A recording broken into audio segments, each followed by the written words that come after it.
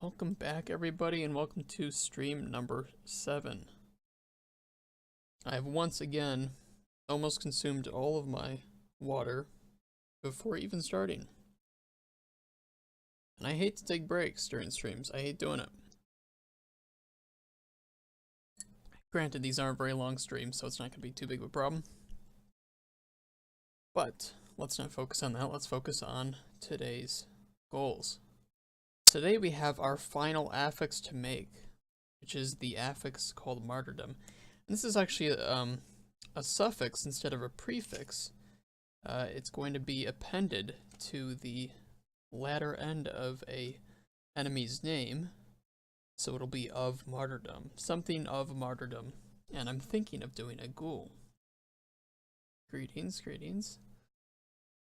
We are also going to be going over quests. That's going to be contained in a few files, but mainly we want to go over just in preparation for stream 9 and 10. Most likely 10 is when I'll be getting into actually adding in our map to a quest, since it's going to be a map that spawns from a town event, which we have gone over. Yes, we have in stream 5. Perfect. And then finally, we are going to be adding in a boss. Again, like I said in the past couple streams, I believe, it will not be one with new animations or art. Welcome, Thomas. Welcome. So that is today's kind of schedule. I don't think it's going to be too long. Hopefully not too short either, but we will see. So first thing we want to do is go into our spreadsheet that contains all of our affixes, which I have quite stupidly closed. Let me get that open. I don't know why I closed that.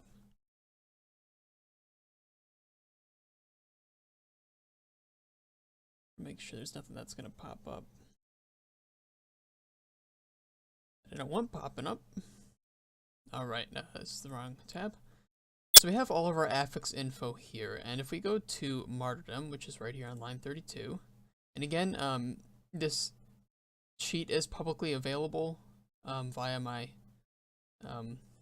link document that was released when I released all of Pitch Black Dungeon's files.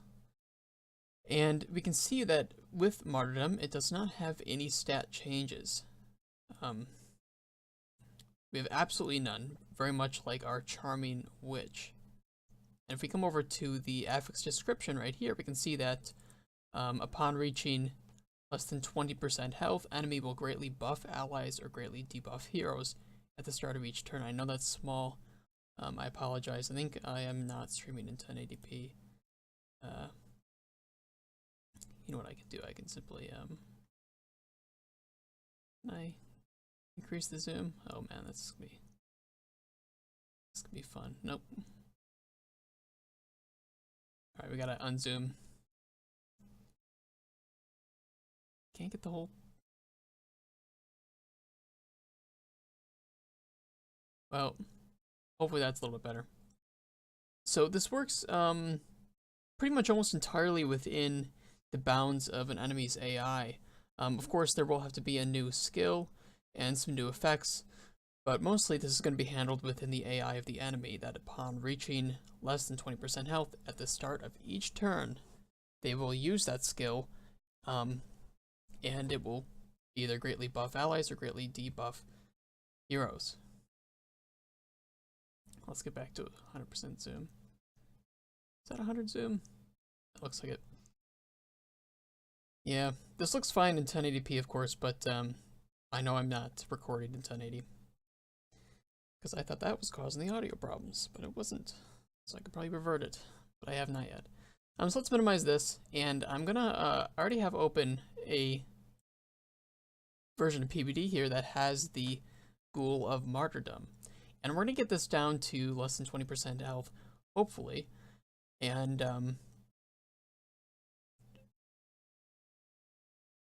let me mute that. Ignore the broken strings, because that's all fine. How much dedicated RAM should I have to a buff? You should have, that's actually a technical question you're answering. How much dedicated RAM you should have to a buff? I'm sorry, that was a little bit of a meme there. Hopefully Wubsy got it. So we're gonna get this down to, as you can see here, it's a suffix, not a prefix, much like our other affixes have been. And we're gonna get this down to less than 20% health, which is gonna be about 6 to 7 health here, and hopefully we'll see it use its ability at the start of its next turn. We're gonna have to kind of play with this one. Hopefully we can get it down without killing it. Let's give it a try. I'm not going to do any DOTs just so we can hopefully get it down without, having it accidentally get killed, right? If our heroes stopped missing. Really? A crit from a rabble? Alright. Come on. Alright, we're very close. I don't know if that'll be enough. I don't know how it rounds.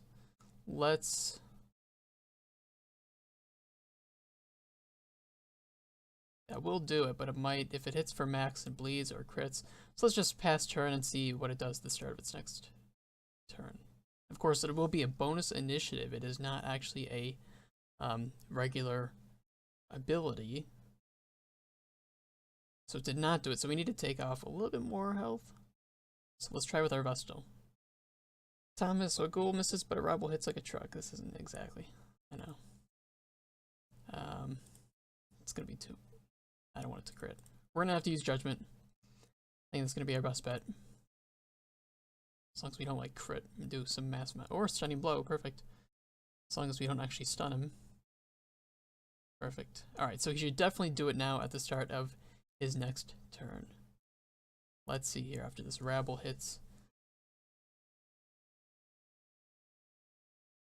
Alright, so we can see Discordant Shriek right there, and it does this ability which debuffs for plus 20% stress damage received for one battle. That works for it lasts for the entire battle, so we can see this is a pretty nasty affix if you end up getting one of these Martyrdom enemies to low health without killing it.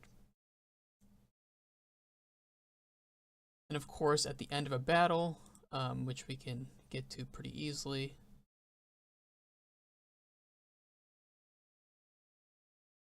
we can see that this debuff should disappear. Perfect. So those will last until the end of the battle. So we want to recreate that, not with as much as plus 20% stress damage received. I was thinking only plus 15 for our Ghoul of Martyrdom. So to do this, let's open up our mod files like usual. Let's get into our monsters. And then let's open up our vanilla game, copy.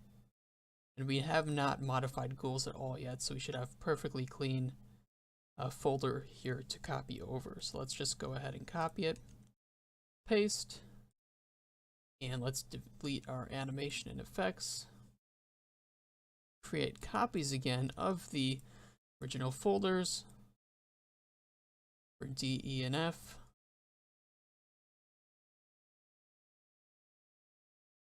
And delete A, B, and C.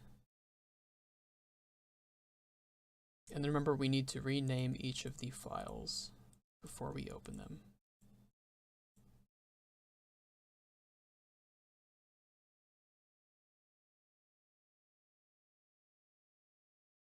Easily one of the most tedious parts about making affixes. Let me just drag it. I can do this too. Whoops. Bring that over and minimize that, and we're ready to go for these. But I do feel like we should modify the strings first, just because it's a good thing to get out of the way. So we have our enemies here. Let's go ahead and open up the vanilla localization. I'm gonna find the ghouls, wherever they are. Yeah, right there. Perfect. Let's go ahead and copy that. Paste. Name these D, E, and F. And let's copy this right here. We're gonna put of Martyrdom. And I'm simply gonna paste this after each one.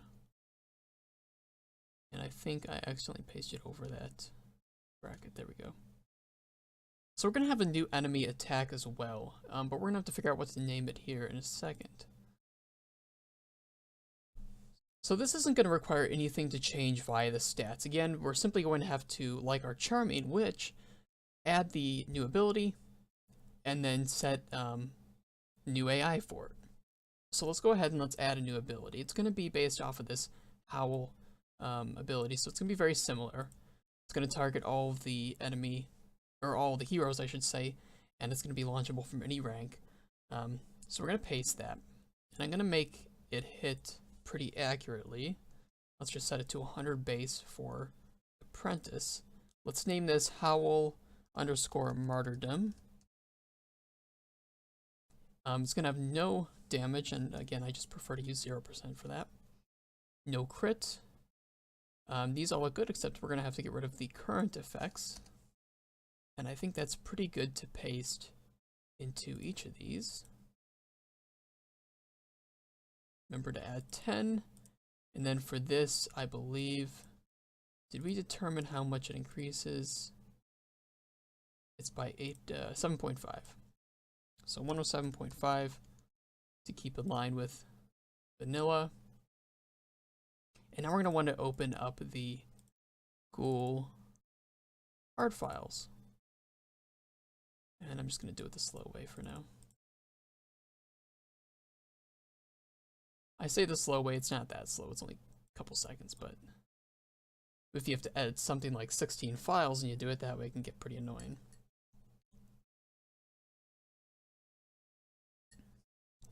Alright, so let's go in here and let's copy the exact same stuff for Howl, except now name it Martyrdom. Animation looks fine, effects looks fine, target chest effects, and the same positioning since it'll be using the same animations. Let's simply paste this, save all, and then we can delete the art files, or I shouldn't say delete, but close them. And these all look good, they're ready to go, they have the right, they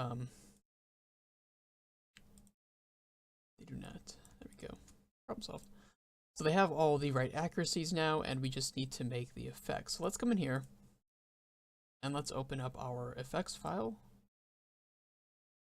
and let's open up our buffs file, since it will be calling a buff. I don't know if we've made a stress damage received yet. I believe we have, so I'm just simply going to find one of those. I guess we have not. We have stress heal, but we do not actually have any stress damage received buffs. So to make this easy on us, I'm just simply going to come over to the existing buffs file, and I'm going to look for stress _D. Oh, it's right here. Perfect. And that works. So I'm going to copy this, and we're going to go over to our buffs file. Make sure the commas are correct, and instead of naming this Mortal Weakness Stress, obviously we want to name this Martyrdom. And it's not going to be a courtier or anything like this. The buffs above it, it's going to be a ghoul. Stress DMG REC for received D1. And instead of quest end, we want it to be combat end, which I believe is the correct. Yes, and it's 1 duration, which is perfect. That looks good. So we have that ready. Now let's go over to our effects. Let's create a new section for Ghoul of Martyrdom. I'm completely botching that moment. And let's go up here to our Berserking Brew, or yeah, that's fine. And let's just copy that, because it's going to be using effects, or it's going to be using buff IDs as well. But we simply can come in here. We can delete the item. The duration we don't want, of course, because we have our own duration set. On miss, it's going to be false. And we can come here and we can delete the buff IDs. And let's name this Ghoul Martyrdom debuff. Save that. Let's copy our buff ID and let's paste it in. And that looks good. Now, The problem is we have our debuff, but we wanted to have a different percentage on each tier because, of course, if we have 100% debuff chance at champ tier, that's going to be not very effective because our heroes have debuff resistance. So let's come in here and let's name this debuff 1, and let's paste it below twice, and then let's give it increasing percentage by 20% per tier. So now we can come in here, we can copy our effect. We can come in here into each of our files and paste it, giving it the correct number for the difficulty. And we now have our ghoul with our additional skill. It's all ready to go. The problem is it can't use it because, of course, the AI doesn't know to use it, doesn't know that it exists. So now's the fun part. Let's open up our AI to start with. We can, well, we need to set a string for it. We'll do that in a second. We can close this string table. We can close this, this, and this for the moment. We're going to come all the way to the bottom here, and now let's go over to the vanilla game and let's find the existing ghoul AI. Perfect, right here. And I'm going to copy all of 3 difficulties and paste it at the bottom of our file. And then let's name this, what do we name it for each of these? Okay, so we did Martyrdom _ ghoul A, B, and C.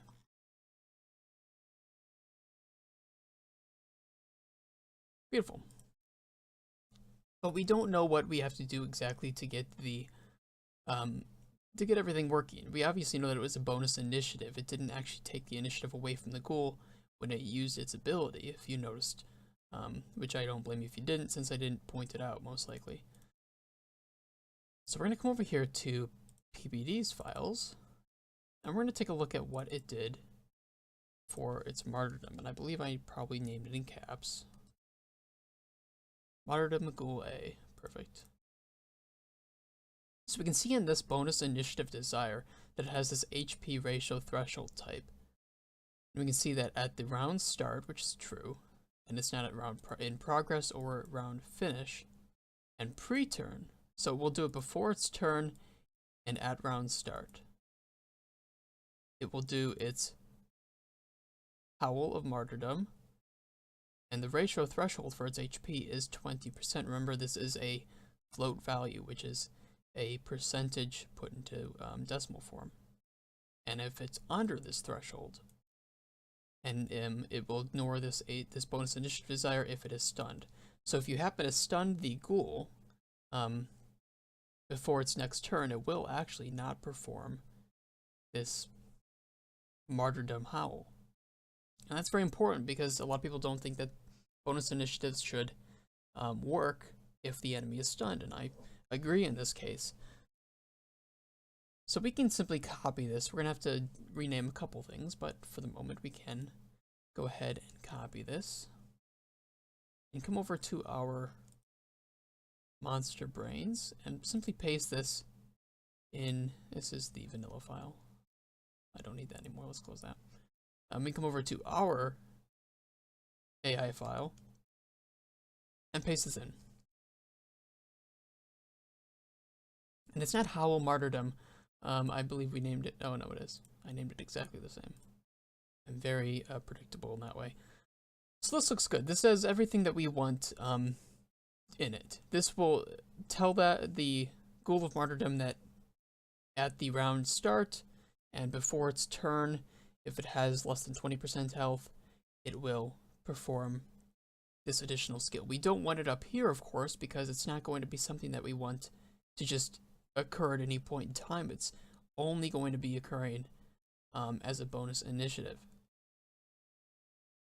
So we can actually come in here and we can just paste this exact same code for each of our difficulties.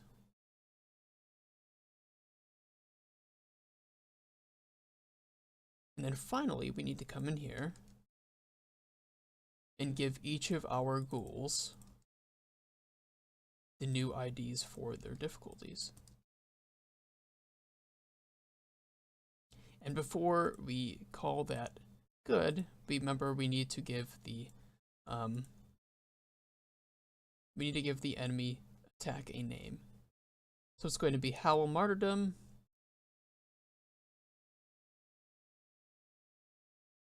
And we called it Degenerative Shriek in PvD. I don't think that's a very bad name.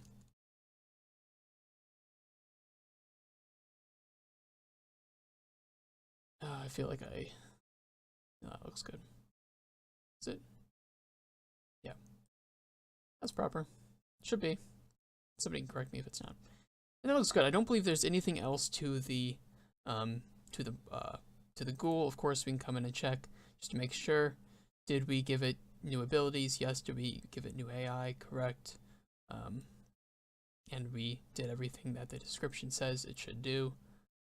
So I believe that's good. Now we simply need to copy things over to our copy of the vanilla game. Run the localization once these are copied over.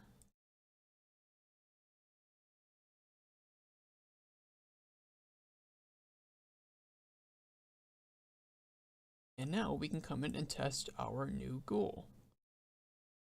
So I'm going to do the create monster again. And this time we're going to put ghoul D for the apprentice version of our ghoul of Martyrdom. And we're going to try our best just to get it below 20% health.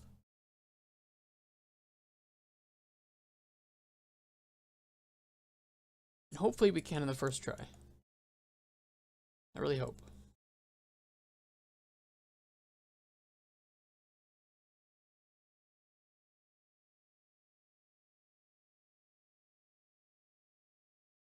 Once we get it loaded up here.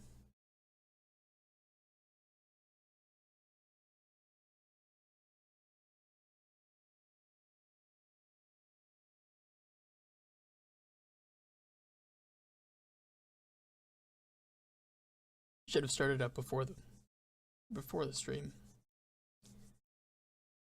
So once it has it cached, it'll load up much quicker.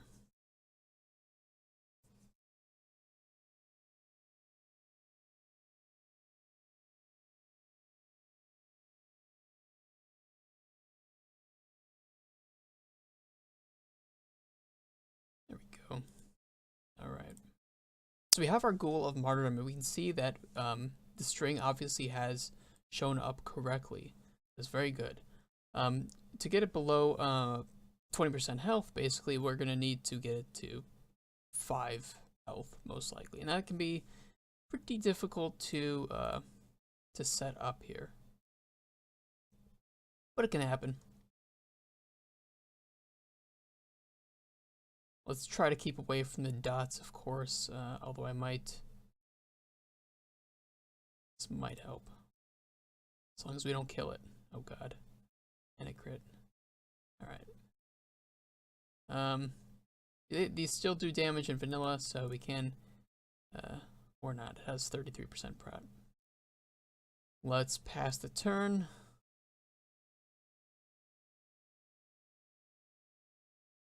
We're gonna get it close.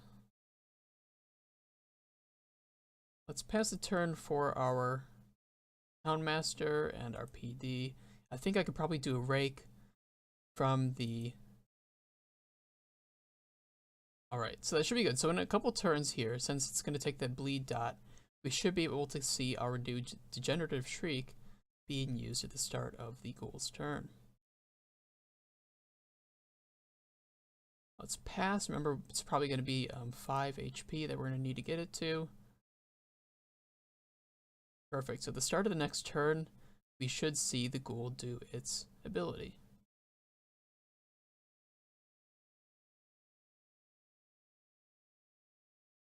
I don't really care if a hero dies at the moment.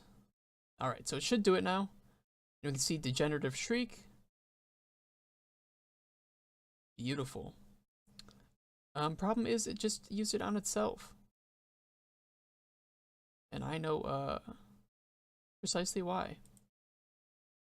That's okay, that's a very simple fix.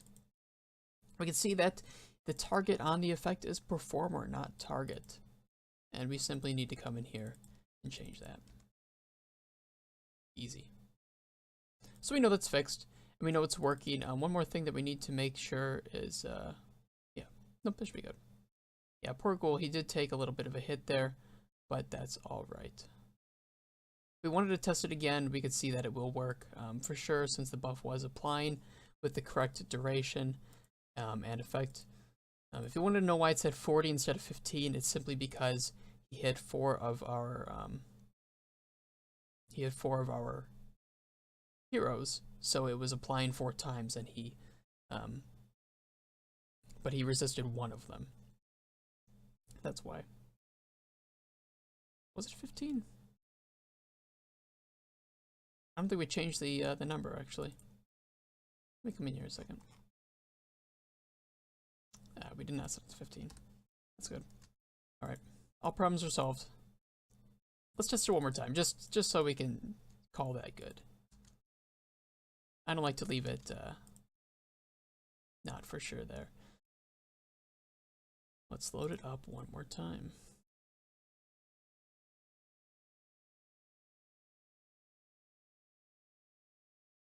And while it's loading, let me grab one thing real quick from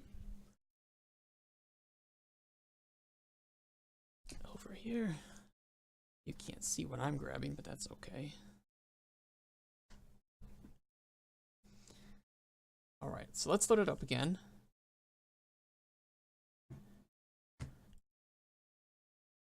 Let's close all the tutorials, annoying. And let's start to damage him. Thankfully not a crit this time.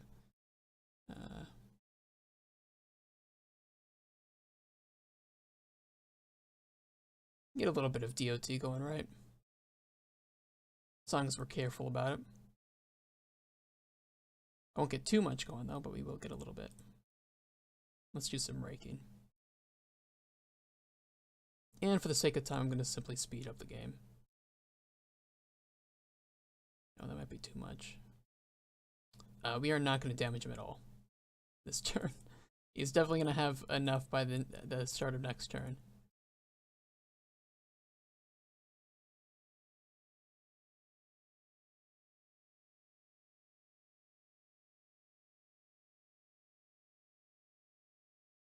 Alright, there we go.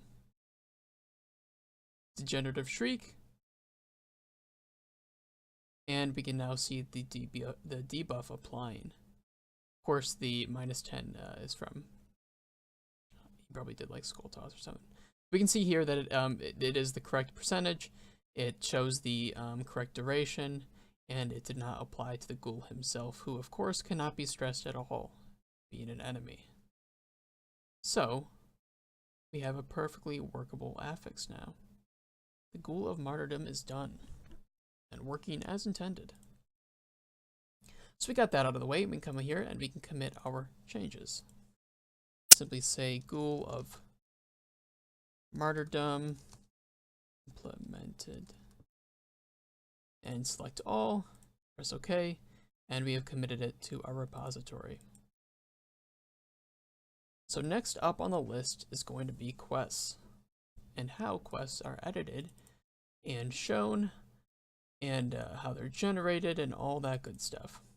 So we're going to come into the vanilla game, go to the campaign folder, and in the quest folder, you will see a number of files here.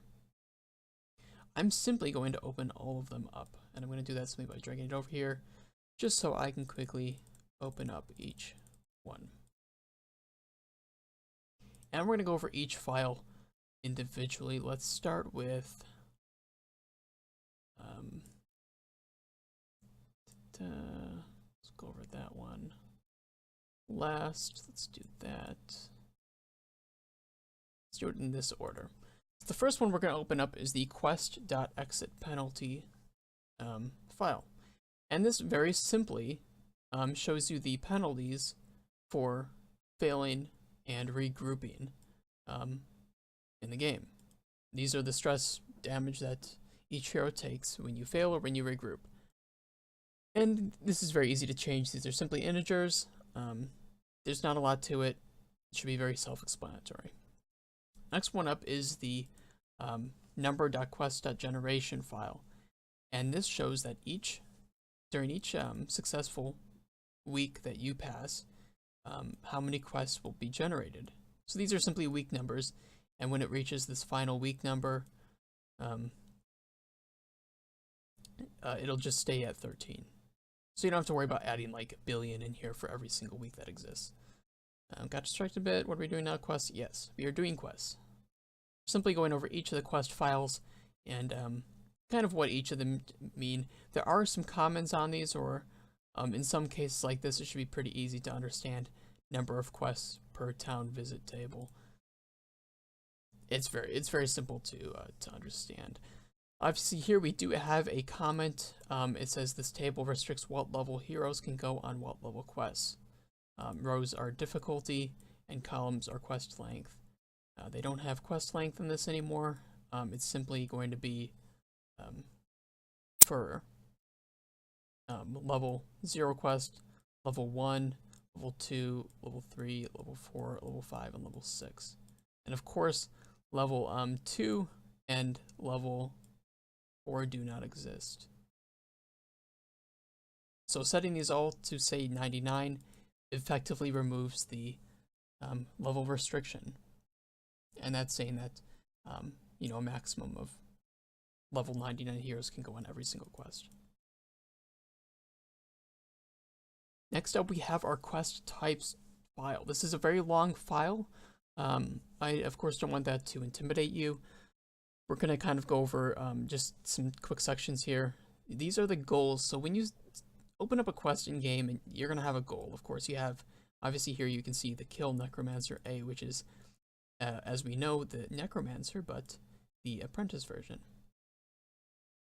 And we can see that it calls the type of kill monster, and this is used for any of the kill quests, which are all of the boss quests. And there aren't any starting items for this type of quest. There are some for these types, and they're going to be down here, I believe. Yeah, so we can see the activate quests start you with these types of items. The quest item, Holy Water, Amount 3. Next up, we have this Ignore Fog of War, which basically the Fog of War, if you've ever played the Darkest Dungeon quests, or Wolf, or I believe the Courtyard quests in the new DLC also have this. It's basically when you don't see the entire layout immediately, but with normal quests, you do see the entire layout. Obviously, these are Show Us quest true.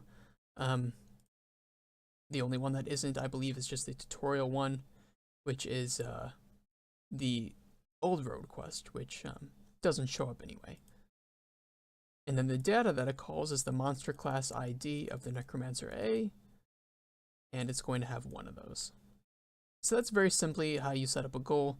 Of course, if you want to make like more kill boss quests, you can simply come in here and kind of copy how it's laid out. Or if you want to make more activate quests or explore quests, you can see how those are laid out up here. And so those are very simply the goals. Now if we come down to the types, we saw that up here, these types that were called were these kill monster types. So if we come down to the types, we can see all the types laid out here with these IDs.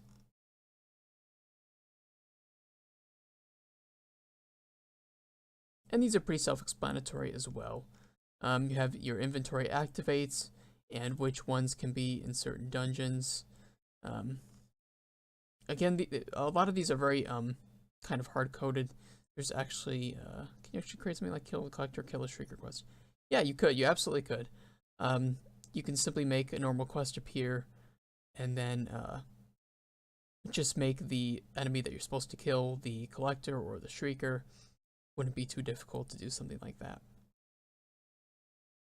Of course, if you wanted to make your own dungeon layout, that would be a little bit, actually quite a bit more complicated.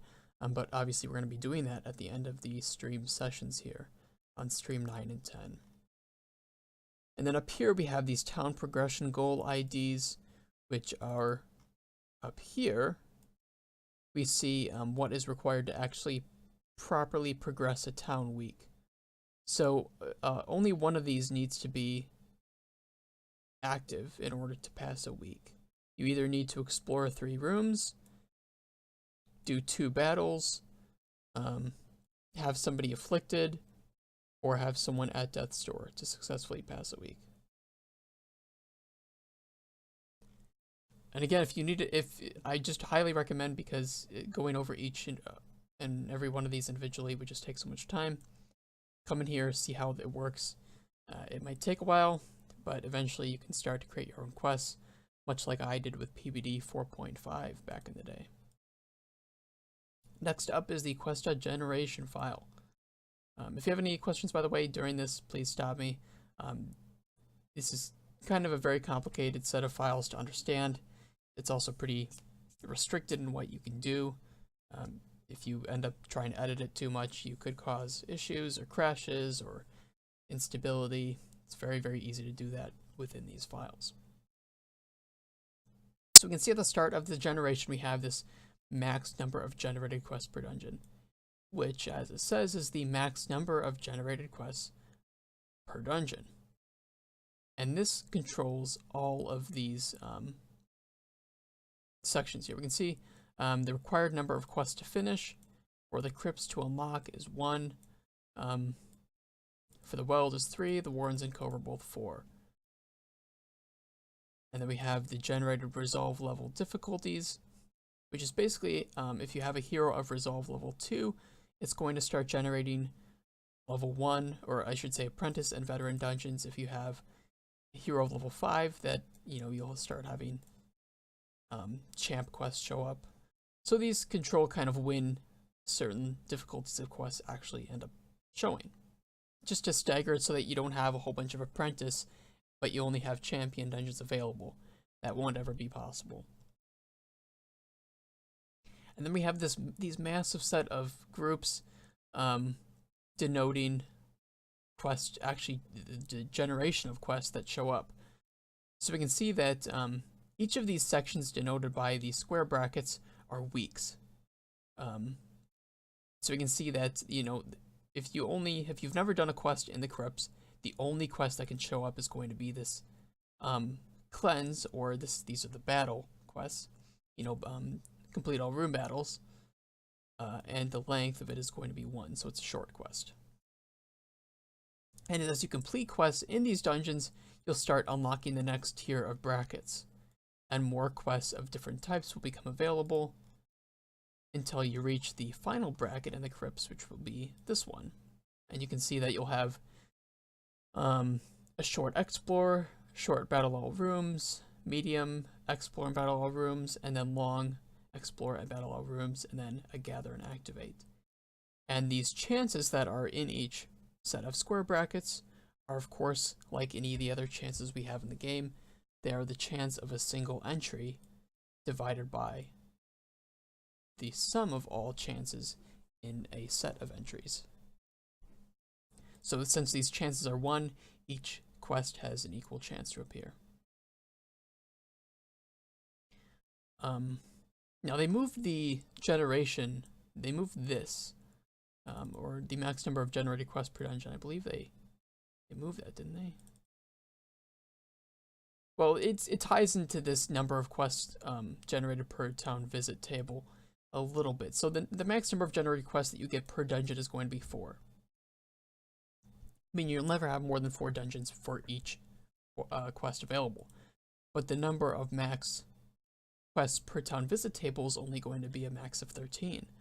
So we have 4 areas. So person of this gray space is like the quest background. Actually, I can pull up the quest background. I believe it's in here. It's not the town. It's Which one is it? See that.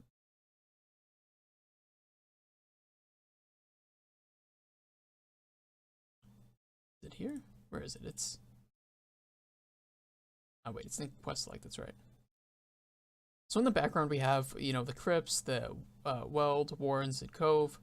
And if you think about this with the layout, you're only going to have 13 quests for each maximum available, but a maximum of 4 can generate per area. So you might have an area with 4, another area with 4, this area with 3, and then this area will have 2. You know, the cove will have 2. So it kind of makes it a little bit random about whether or not you're going to have more quests in the ruins 1 week and the cove another, etc., etc. Of course, if you set the max number total to be 16, you will have 4 generated in each area per week. So you have these set for every single dungeon. Yeah, you know, the length shouldn't intimidate you. It's simply pretty much a copy of each other, but for each area. And that goes pretty long. So we're going to skip all that because we just went over one area. It doesn't matter if we go over the others. And we have the rewards. Now these are the rewards for simply the randomly generated quests, not the bosses or other plot quests. The quests with gold borders, those are plot quests, and those have their own rewards that we're going to be going over in a second here in the next file. But for randomly generated ones, we can see that we have our heirlooms, and we have the heirloom amounts, then the gold amounts, etc. So first up is the heirloom amounts. So we have this heirloom type map, and these are pretty much direct copies of each other. You could simply make it so that only a single type of heirloom is given in each area, which is how it used to be, until they changed it so that you can get you know, any heirloom anywhere from the rewards, not from loot. If you remember from when we went over loot, you can set specific loot in a dungeon from like the enemies or the curios to be specific for dungeons. This is simply going to be the quest reward that you see on the reward screen. So, you know, you'll have your gold, the heirloom, and then a random trinket. And then down here we can see that for each of the lengths, which remember there is no 0 length, but there's a length of 1 for short. Or I'm sorry, these are difficulty. The columns or the rows are quest length. So we have no difficulty of 0, difficulty of 1, difficulty of 2, difficulty of 3, 4, then 5. Because that's the maximum number of difficulties for randomly generated quests. And then each of the row is length. So a length of 0, which is non-existent, and then a length of short, medium, and then long, I believe. I think I'm explaining that incorrectly. No, that should be correct. That should be correct. So those are the amount of heirlooms that are given, and you can see the bus, the portraits, deed, and crest are all there. They're set up weird, and the comments don't always help because obviously this comment is talking about the amount of resolve XP. So you kind of need to know what it looks like in game and then how to translate that into the actual file amounts. Then we have our item tables, which are gold. Of course, use the gold for short, medium, and long. And this is in apprentice. And we have the amounts for short, medium, and long in veteran, champion, and then this is like you know, number 6 or difficulty 6, which is, I forget what they call that, like legendary or whatever. And then here's the resolve XP table, which again is a little bit weird how it's set up. Man, I just wish there were an easier way to put this into a table. And there probably is. It used to show up just in columns, and I think that was better, to be honest. I think I kept them that way in PBD. I'm not sure. It almost might be better to show via that if I kept it that way. Whoops. Quest, we're looking for generation.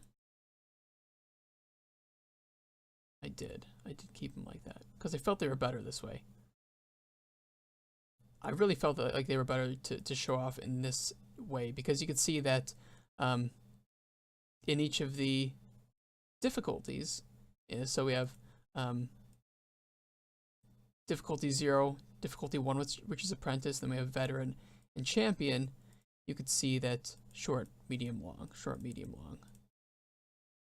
So I felt like that's a better way to put it. And of course, you could always modify the existing generation to look like that again. It's not going to break it or anything. And then we come down to the trinket chance table, which is again very similarly set up. These are for the rarity of very common, so you can never get a very common trinket.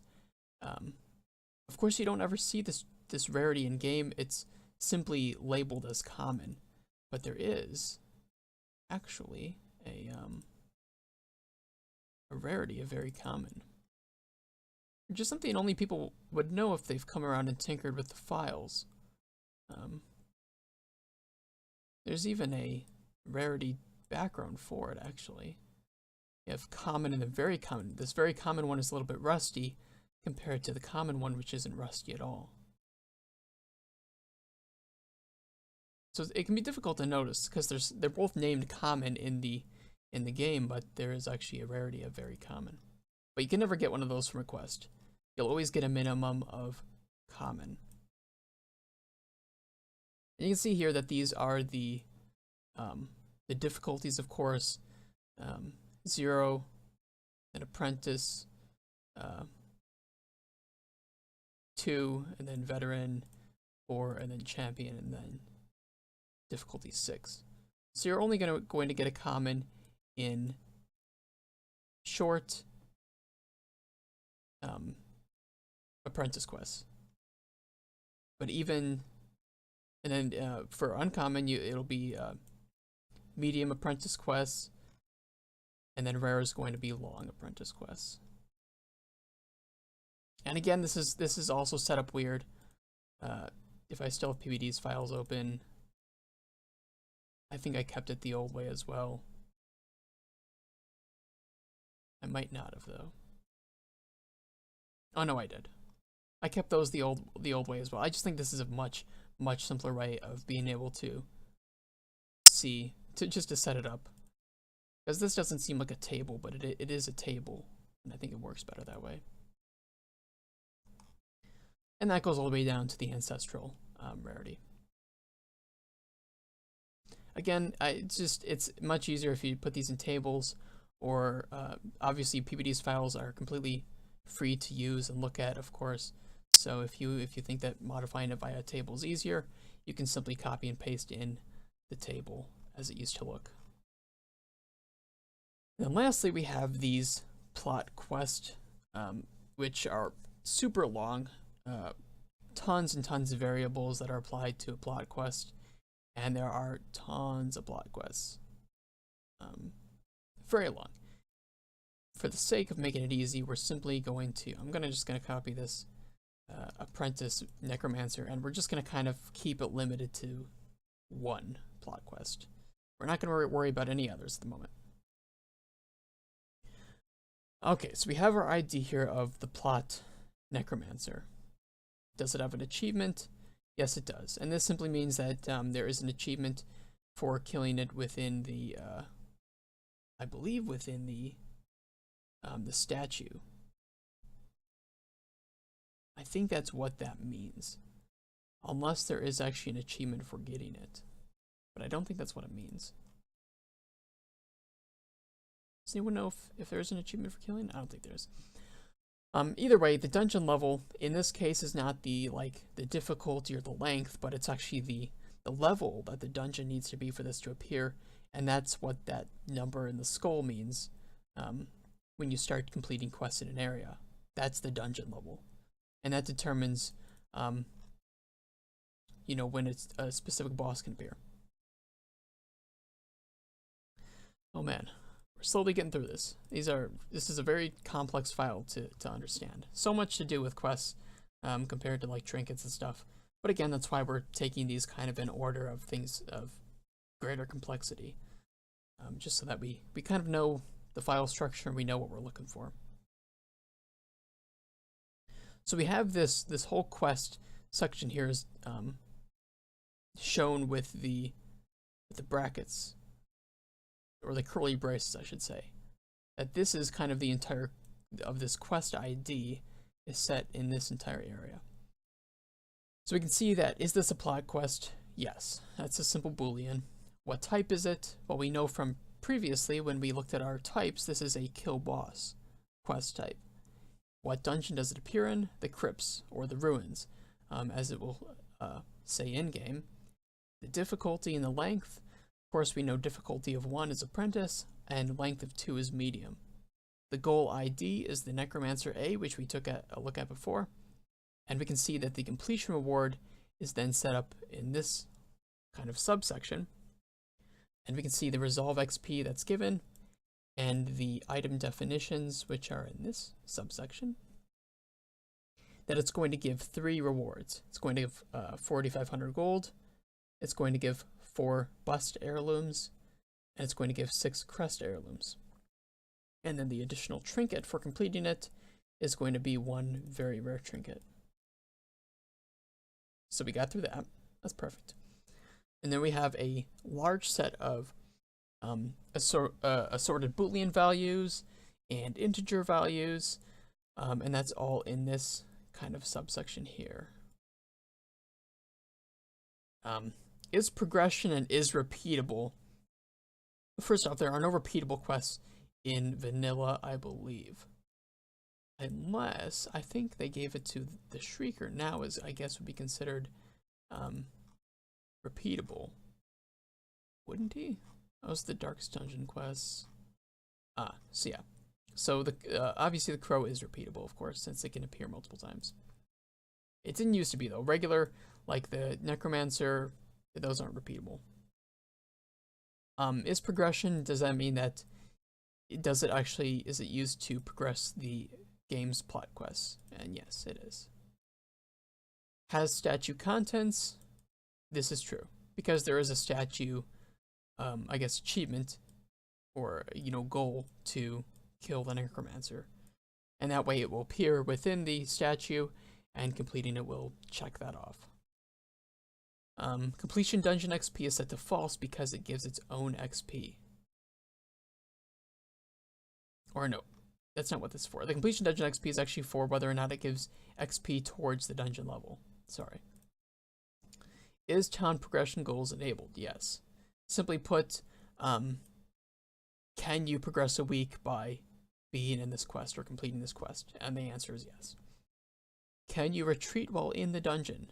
That is also yes. And here we get some complex stuff like retreat always from raid. This means, can you retreat from a battle? Or can you always retreat from a battle? The answer is false. Of course, this means that you can't always retreat from a battle. It's not guaranteed. If you set this to true, you could always guarantee a retreat from the battle.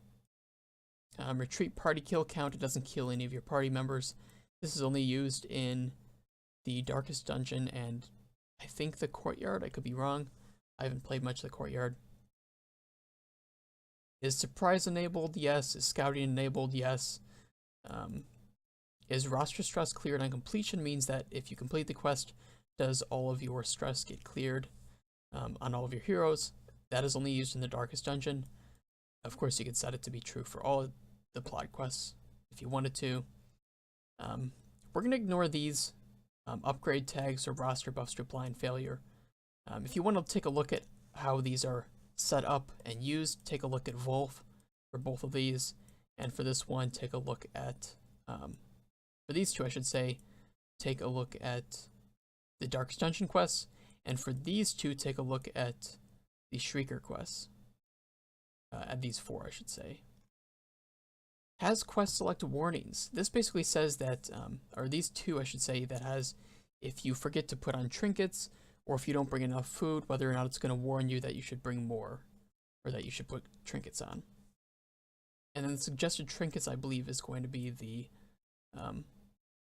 is only used for Darkest Dungeon Quest 2, where you bring the torches. And then additional provisions if you're needed to be given anything to complete the quest.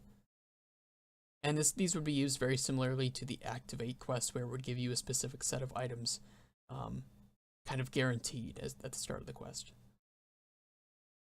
Alright, are there any questions on that? Do you want me to go over anything?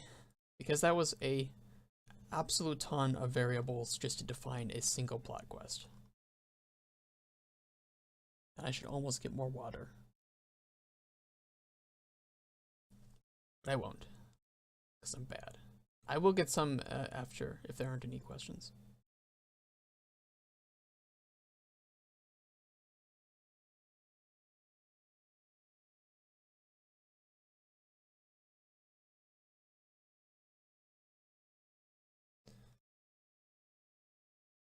And again, if you're watching on YouTube and you have any questions, please just put them up below, or join our Discord and you can ask me through that.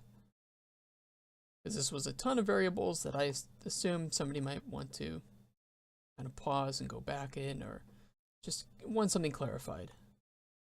But again, we will be going over all this again. We're going to be pretty much creating our own quest within the final 2 streams. So we will kind of have a refresher when we do that, since we'll be needing to make our own plot quest.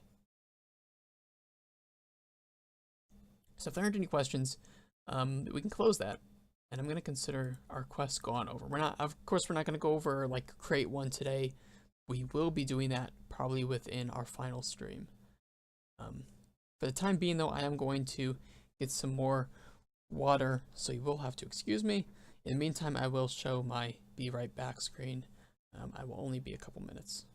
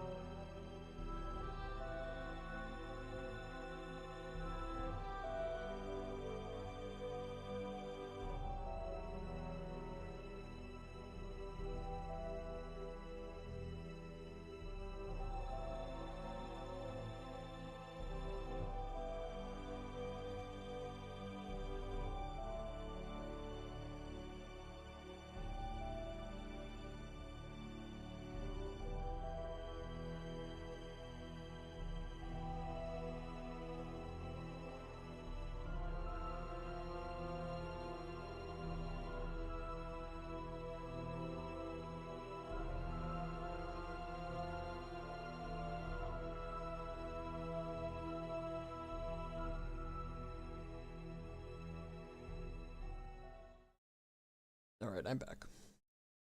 That was quick. Thankfully, my bathroom sink water is very good. Very, very good. It's not bad. There's a lot of city water that doesn't taste very good. But ours is pretty good.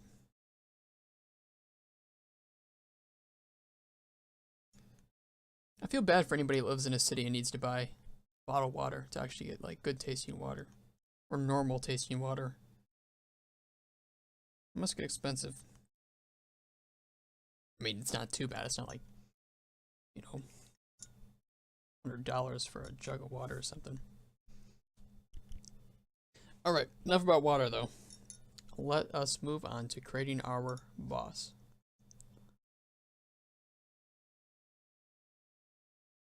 Good for you here in Russia. Mostly have to double filter everything. Yeah, that would suck. I mean, I would complain about having to filter my water, but I only do that when I have hot tea. But we are not going to get into a hot tea discussion here. I could go on for hours about that. Instead, we are going to create our boss. And if I pull up my stream overview a second, just to make sure, we're going to be creating a skeleton captain boss for our new mission that we're going to be creating, our new quest. And instead of just being a regular captain, it's going to be stronger, it's going to have more moves, it's going to have 2 initiatives and new AI. It's going to have the works. So we're going to kind of bust out our, everything we've learned from modding and create the boss for our boss quest. So we're going to open this up like we have been doing. And of course I have forgotten something with our localization. We added our new strings, but we didn't add them to the other languages. We can't forget to do that. So we're going to open up our monsters too, and we're going to grab the skeleton captain. Wherever he is. There he is.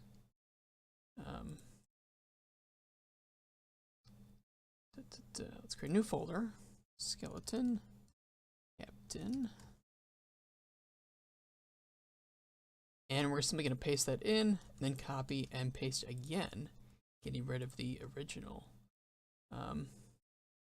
Why we didn't just name that to D, E, and F originally, I don't know. If you're questioning that, please don't. Because now I feel bad why we couldn't have just named that D, E, and F. We're going to be creating all 3 difficulties of our quest, even though we might only have a single difficulty to our quest.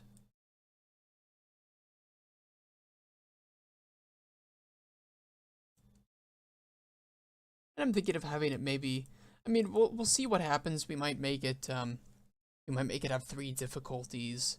So there's kind of like an in-between difficulty on the ruins. We'll get to that later once we actually make our request, and once I have actually sat down and designed the quest in its entirety before doing the streams. Since I do that, I plan all my streams ahead of time, sometimes a day before, sometimes 10 minutes before. Don't worry about that though. I'm not lazy. Sometimes it just doesn't need very much planning. Like this stream didn't need very much planning. I was just creating a new affix and stuff we've already done pretty much. But for the skeleton captain, we're gonna kind of be busting out everything we know. So let's go ahead and let's open up the info and art files this time. And I'm gonna make it easy on myself and do this. Nice thing about having two screens. Let's come over to our vanilla apprentice skeleton captain. So already we're looking at it and we're like, okay, this isn't much of a boss. First off, it doesn't have a boss tag. Its HP is too low. It's got barely any prot. Resistances are kind of crap. 2 abilities, no good loot, 1 initiative, no special AI, etc., etc. There's nothing really special about it. Alright, let's fix that. First off, let's take a look at the things that we, before we get into stats, which I would say are kind of anything in between here, no stats in AI. We're simply going to try to adjust some of the very basic things that we can adjust. First off, we need to give it the boss ID, which I believe, if I'm not mistaken, is simply just boss and underscore, or in lowercase letters. I want to be completely sure about it though, just because I'm kind of doubting myself and I don't want to be wrong. Yeah, it's just tagged with ID boss. And that, I believe, is necessary so that if we do random generation to it, which I believe we will do random generation, then it knows where to look. And I'm going to put that, I don't believe it matters where we put that, but I'm going to put it underneath the death class like they had in the other ones. Alright, so technically these are considered bosses now by, the game. But we want to do more work to them. Let's come up here and let's give it 2 initiatives per round. Just so we can have a little bit more fun and make it a little bit more devastating each turn, rather than a single attack per turn. Let's also come in here and let's give it some better loot. Loot A is kind of crap. There's not going to be, you know, a very good loot from that. Let's come over here and let's see what the hag has for loot. We can see it gives 2 counts of trinkets, and I think that's pretty good. I don't see anything wrong with that. I think let's give it 1 from A and let's give 2 from T. Let's be extra generous.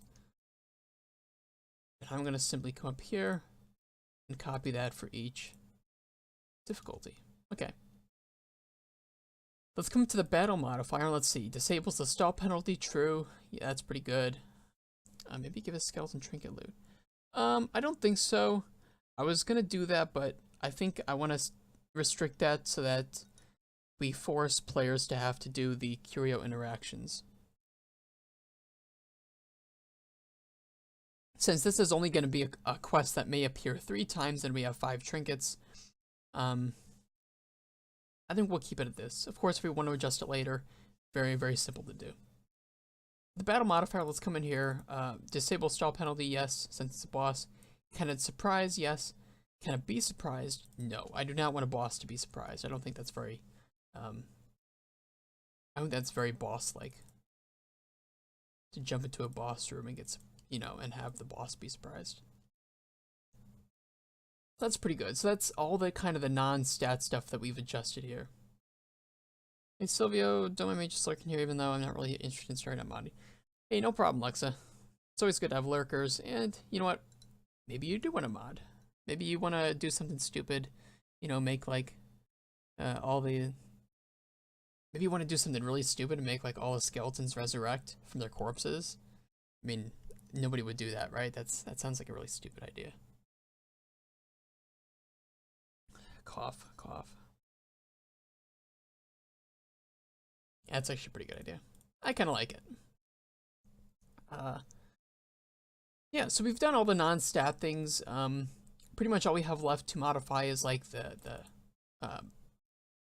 monster brain or the AI, but we're not going to do that until we have all the new abilities in place.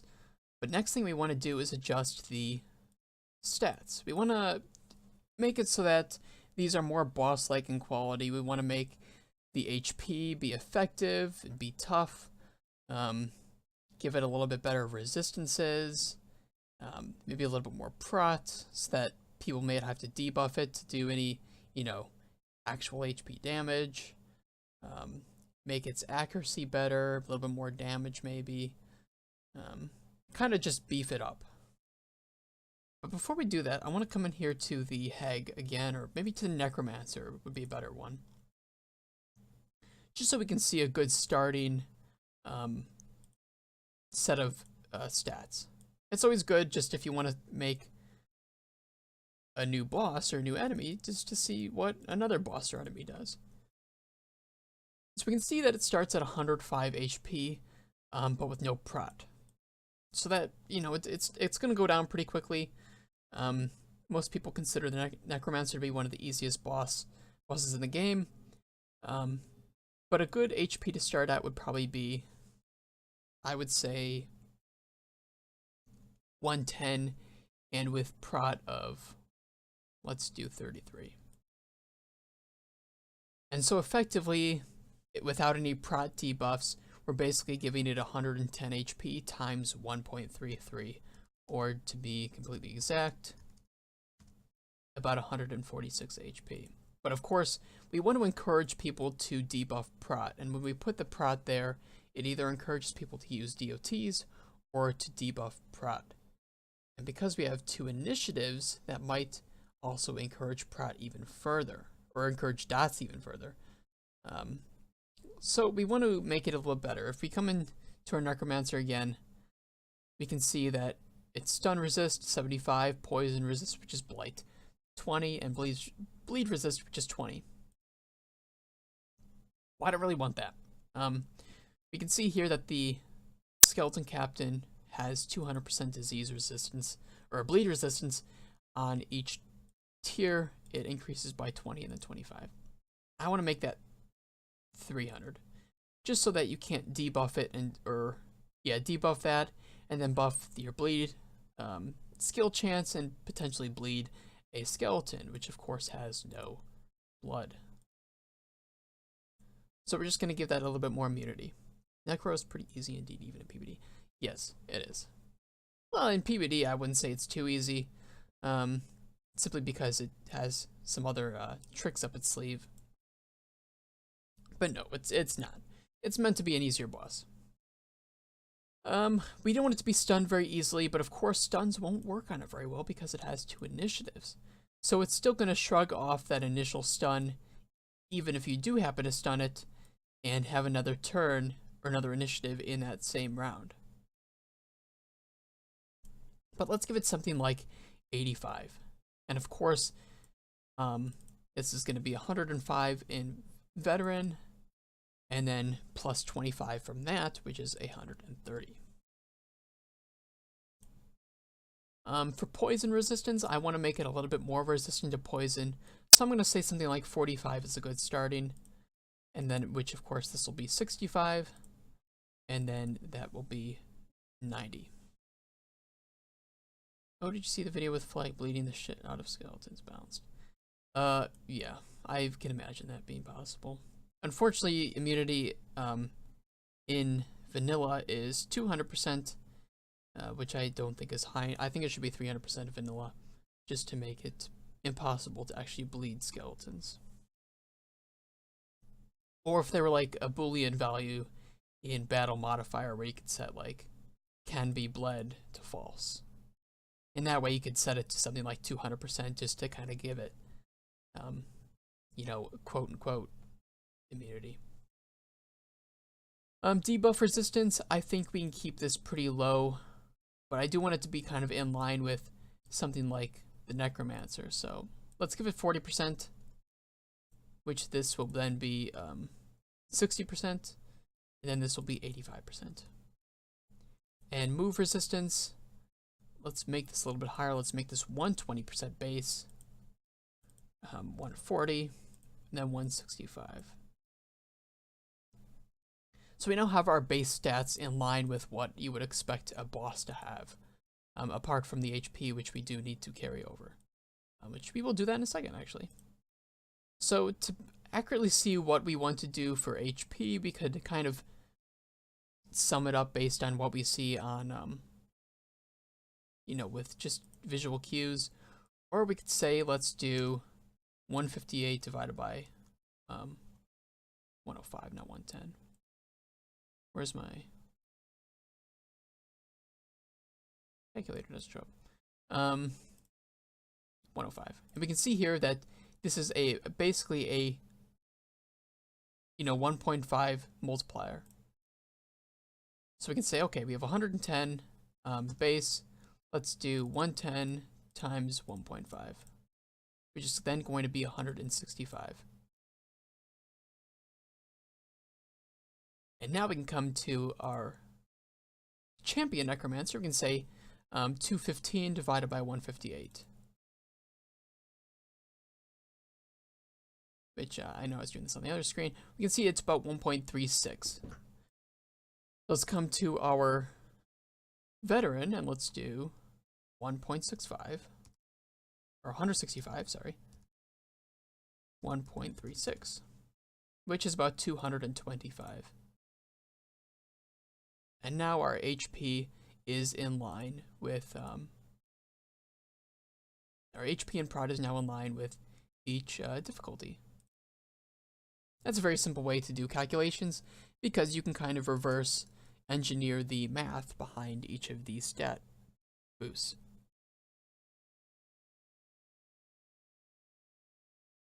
Lastly, but not least, we've added the boss tag, we've added the 2 initiatives, we've changed the stats. I now want to give it 2 additional abilities. So let's come in here and let's just take a look at every single ability that he currently has. Even pre-flagellant, you could easily bleed skeletons. Yeah, it was a bit of work, more work than I believe it's worth, but it is possible. For some reason, his ground pound is considered ranged, which I don't really like. I'm going to change that to melee for each of the tiers. He's going to be entirely melee based. His attack, or his accuracy I should say, on each of these is pretty low. It's very easy if you debuffed his accuracy to make this boss kind of irrelevant, and I don't really want that. So I'm going to set his base of these to be 105. And then, of course, it is going to be a boost of, it's weird, a boost by, accuracy always boosted weird. Does melee range actually mean anything relevant to non-heroes? Yes. Yes, but not as much as it could. So you know how in vanilla you have trinkets that boost your melee or range damage. You could essentially make trinkets that boost your prot to ranged and melee damage, or like against melee range damage, and then that would apply to any melee or range skills that an enemy has, or you could make like an enemy which boosted the melee damage of an enemy, and it would boost those associated skills.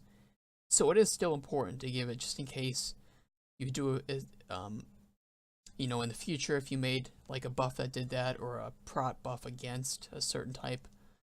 So it is important just to make sure that you are doing that, even if you aren't using it. Let's then give this 115 accuracy, and then I'm just gonna make it 125. It's okay to balance this by hand a bit. Alright, so for the 4 abilities that I have, if I pull my stream overview over, actually I'm not going to pull my stream overview, I will copy it though. I have these 4 skills. I have just the basic things, I don't have anything else about them.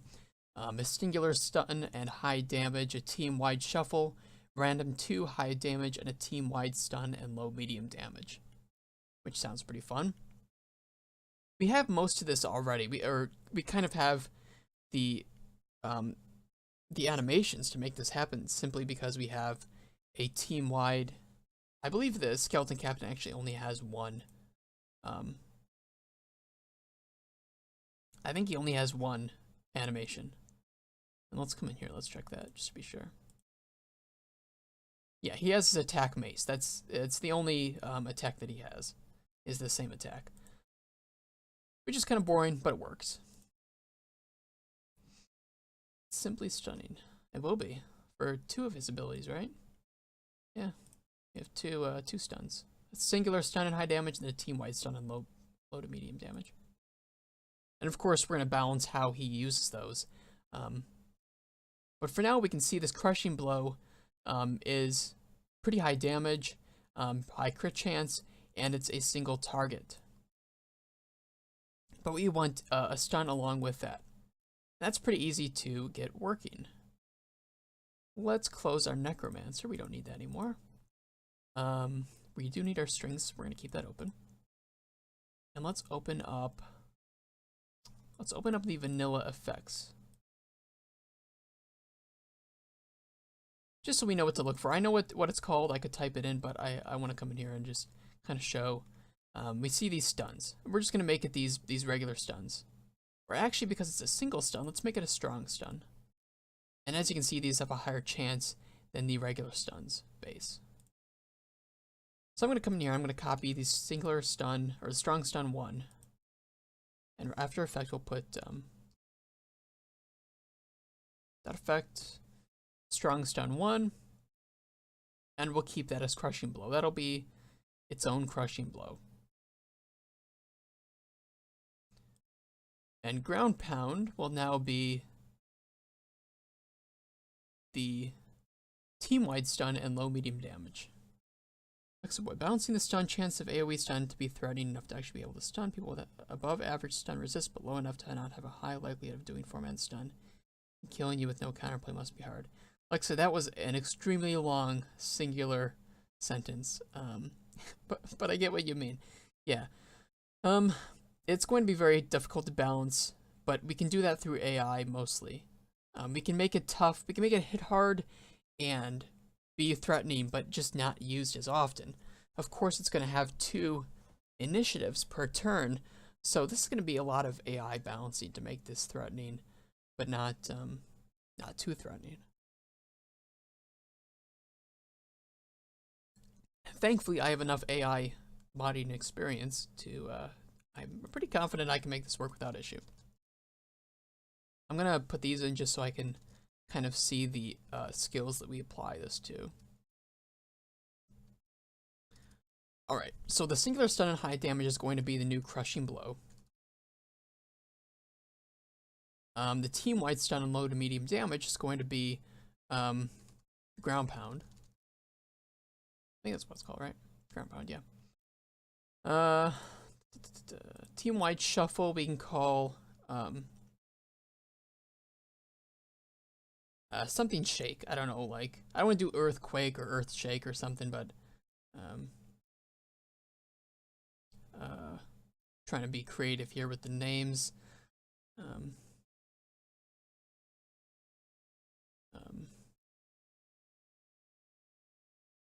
I don't know, you guys can give me some earth shatter,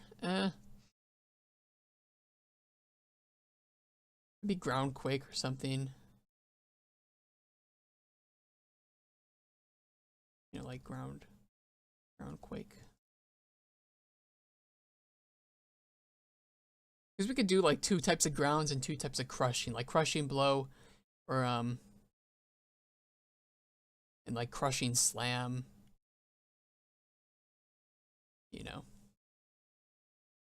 Honestly, this is just it's just a mod to teach you how to use it. I don't think I have to be too crazy with the quality. Of course, I want it to work and I want it to be, you know, of good quality, but it's not going to be something that I would maintain or anything.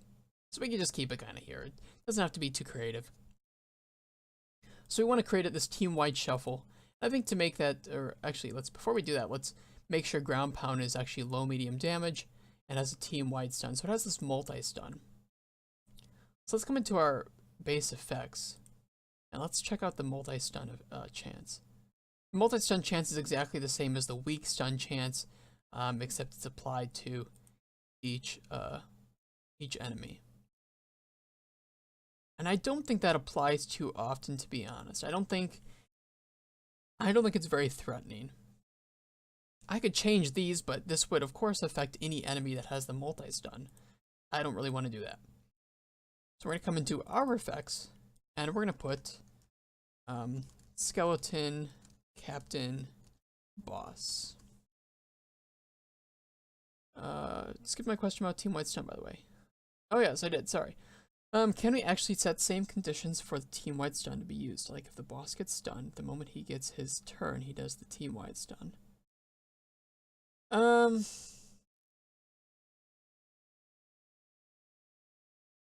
Yes, but not easily. That gets into kind of really janky ways to make it work. You can say that, like, if the last ability to be used was something, you could make him use something. I don't really want to get into that. That gets pretty complex. And again, it's pretty janky and difficult to set up. Plus, if he was stunned, he wouldn't be able to do his stun then. I'd rather just make it a little bit less intelligent, because that does essentially make it a little bit more intelligent. So let's call this skeleton cap multi-stun. And I'm just going to put that before each of the 3 and 5 and get rid of the 2 and 4. We don't need the 2 and 4. It's possible in a way. I wouldn't get too complex with that. I like these to look nice. It really bothers me that when these don't look nice. So I'm going to set this instead to 85. So I'm going to boost these each by 25. I'm going to say 85, 105, and then 125.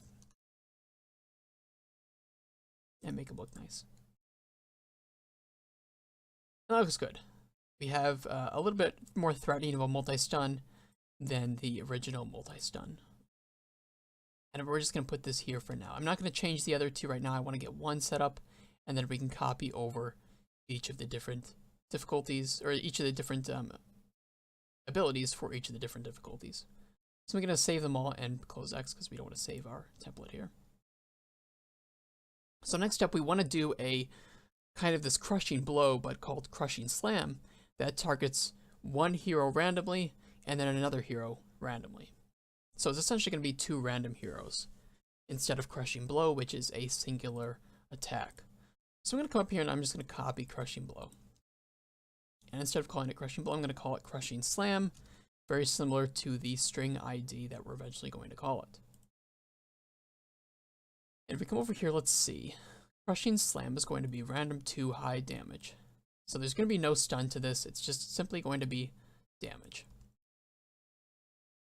Now, balancing damage for multiple targets is pretty difficult. Simply put, if you have one ability that does 10 damage and a team-wide ability that does 3 damage to each hero, pretty much that multi-hit ability does more damage than the single target damage.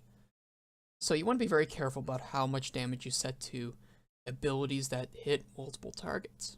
Much like this ground pound here does 2 to 4 damage, at max damage you're doing a total of 16 damage if it hits for max on each hero, which is more damage than even crushing blow does in its single hit. So this crushing slam here is going to be high damage, but it's going to hit 2 people. So instead of 6 to 12, I'm going to set it to 5 to 10. But we want it to hit 2 heroes, and we don't really know how to do that yet. So let's save it temporarily, and let's go into an enemy that we know can target multiple heroes with a single skill.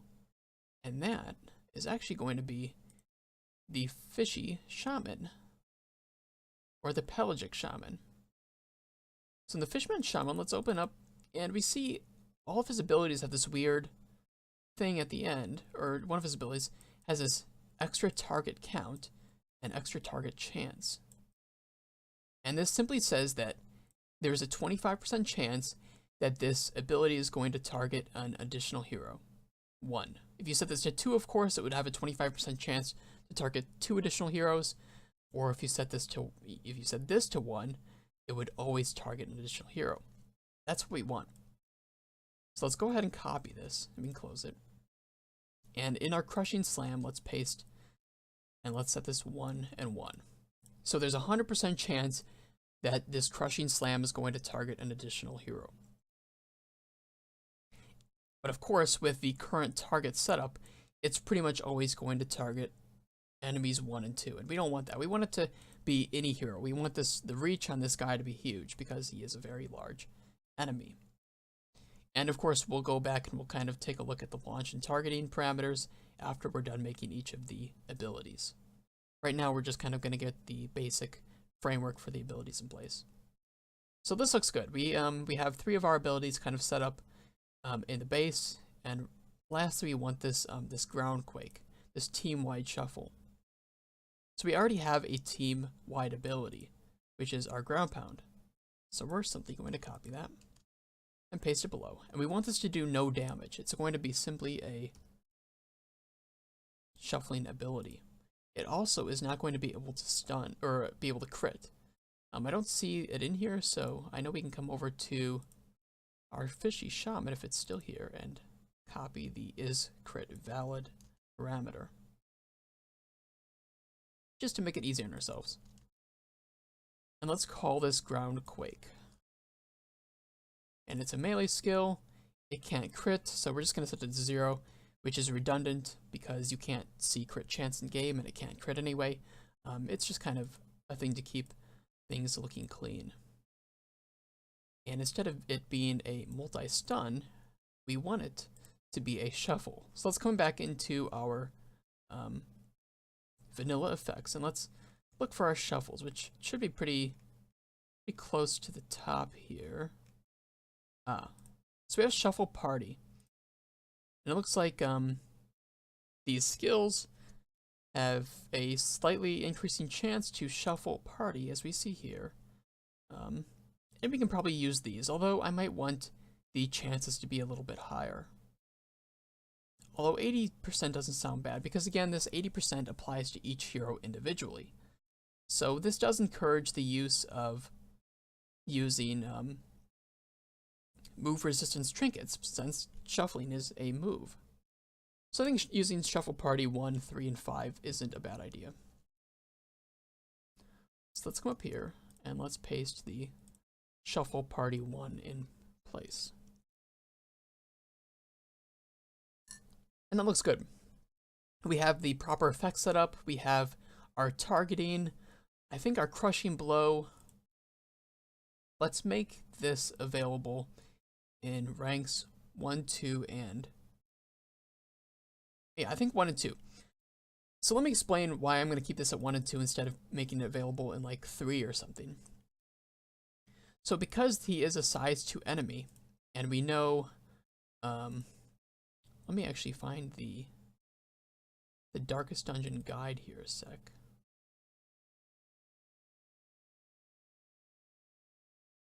The modding guide, here we go. I'm going to come up to the monsters. Where's my mashes? Here we go. So we can see here that the enemy ranks are 1, 2, 3, and 4, right? So if the size 2 enemy is actually in the middle, it is still going to be counted as being in rank 2. So it can use any of the abilities that it has available in rank 2. And it's also considered in rank 3, so it can use any abilities that it has available in rank 3. So we can see here that in rank 2 and 3, if it's in the middle, it's actually going to have access to this ability, this ability, this ability, and this ability. It's going to have access to all of its abilities in the middle rank, which is perfect. You know, we can have this start kind of in the middle rank with maybe a shield, a skeleton bulwark in the front, and something in the back, maybe like a skeleton spearman. You know, just we can have fun with what we want to make available to it. So it's okay to have this available to launch in rank 1 and 2. This is going to be available in all ranks, this ground pound, and so is this ground quake. So if it's in the back ranks, 3 and 4, it's going to have access to launching only ground pound and ground quake.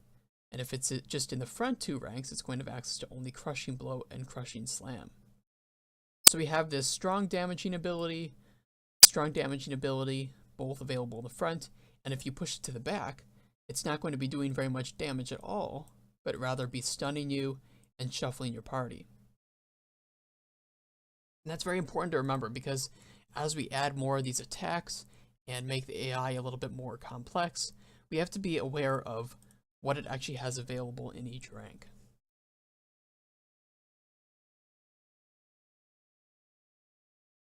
Alright, sorry, just taking a drink there. So let's take a look at,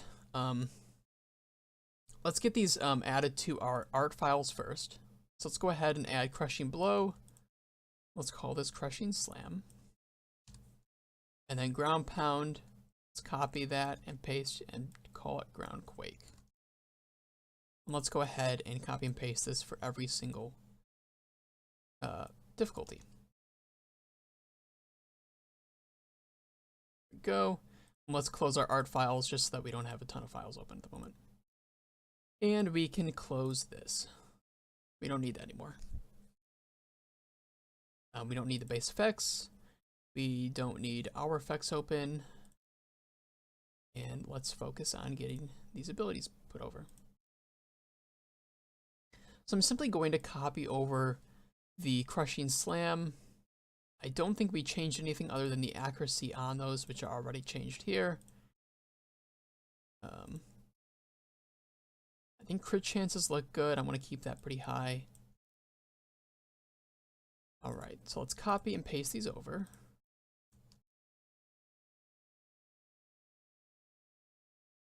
And let's modify the accuracies.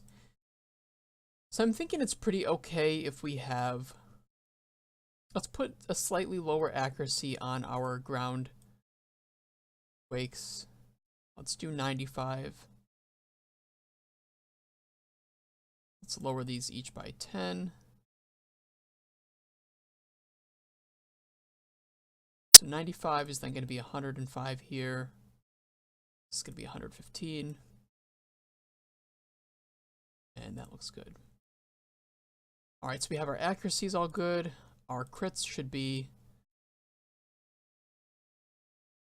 the same here. And now we want to adjust the damages. So we did a slightly lower on the crushing slam compared to the crushing blow. Let's do 6 and 13. And then here, let's do 10 and 20.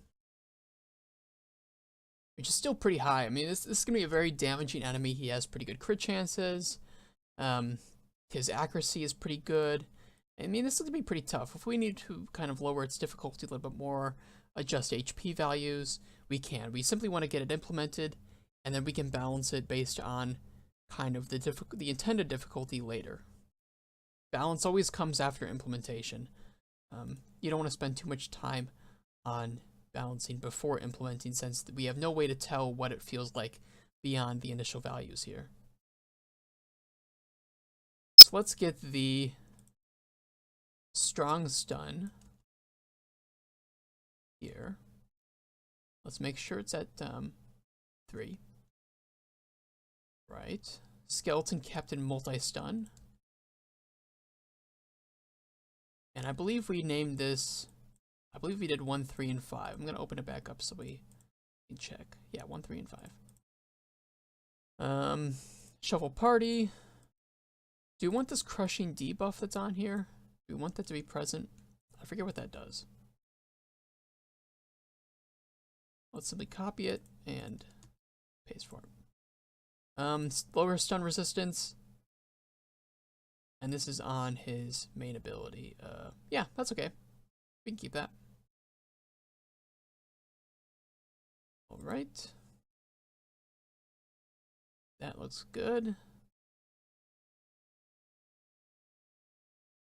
Let's come over here and let's paste in these effects. At 5. Name this 5.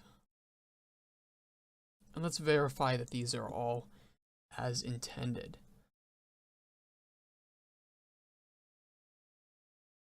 These look good.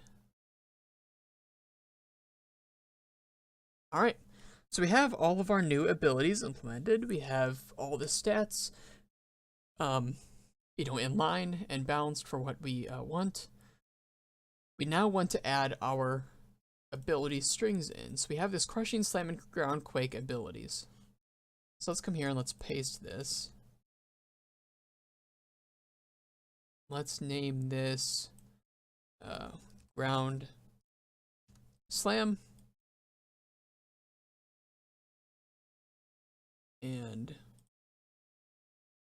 Crushing Slam and Ground Quake. Whoops. Let's name this Crushing Slam and Ground Quake. And I'm simply going to name these the exact same as the IDs in this case. Crushing Slam and Ground Quake. Perfect. We also want to add in the enemy names. Let's come over to the vanilla game and let's open up the localization. And let's search for the captain. Bone Captain.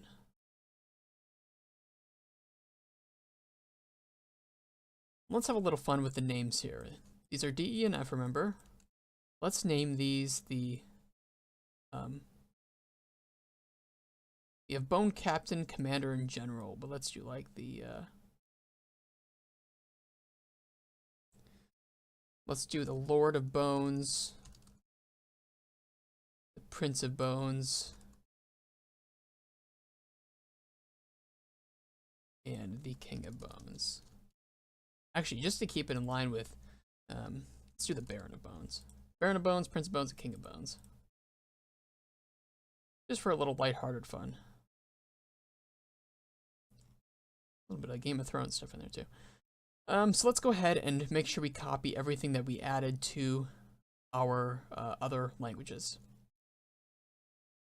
And I think just to keep it easy here, I'm gonna go ahead and copy everything, because I kind of added a lot in different sections, and it's easier for me just to do it this way.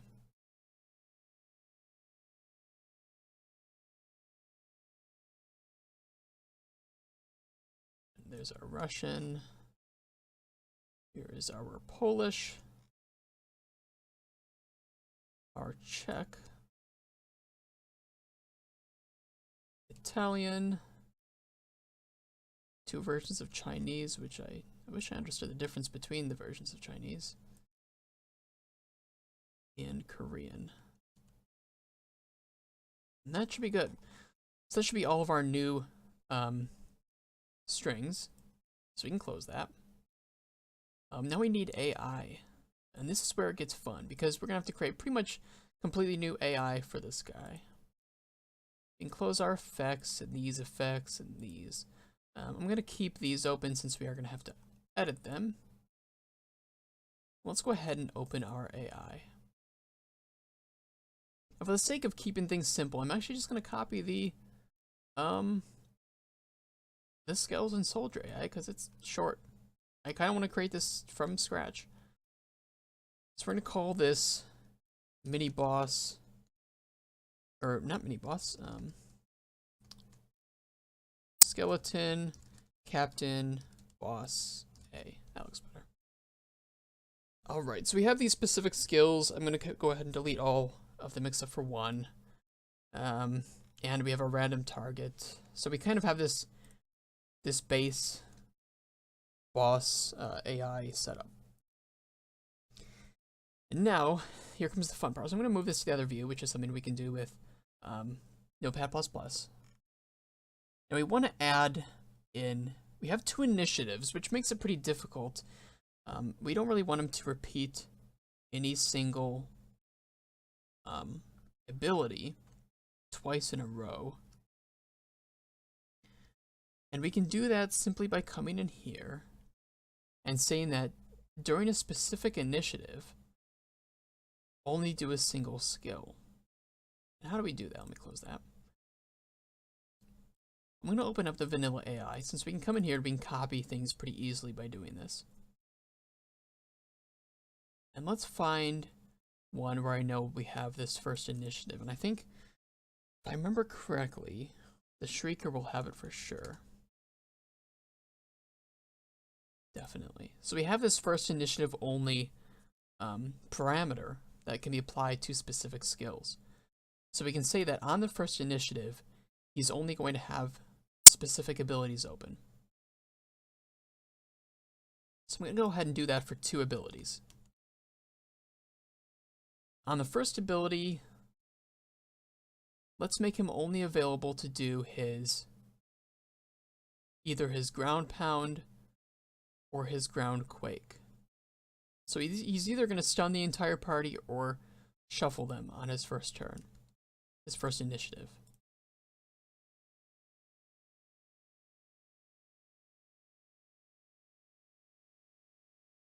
And there we go. That's as easy as to do that.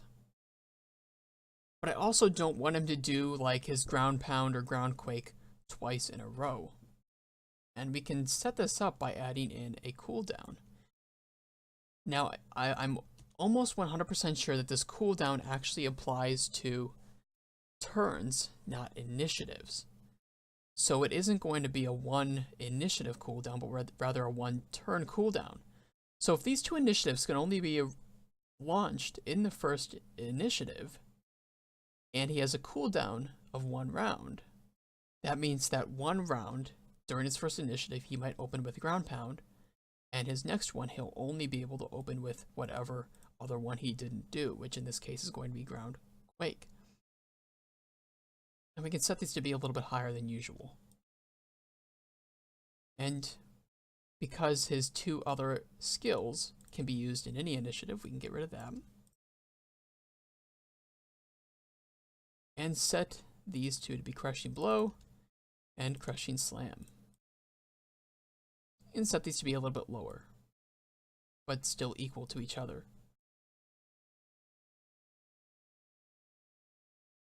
And I'm going to go ahead and copy that. And let's name this Ground Pound and Ground Quake. So now during his first initiative, he's going to have a much higher chance to do Ground Pound or Ground Quake. And his second initiative, he cannot do either of those because they are only set to be occurring during his first initiative. And he'll do either Crushing Blow or Crushing Slam on his second initiative. But during his first initiative, he may not do these at all. He may do Crushing Blow or Crushing Slam, in which case, these cooldowns won't apply. And we can check the chances of this pretty easily. We can say, okay, so he has, actually we can just do simple math here.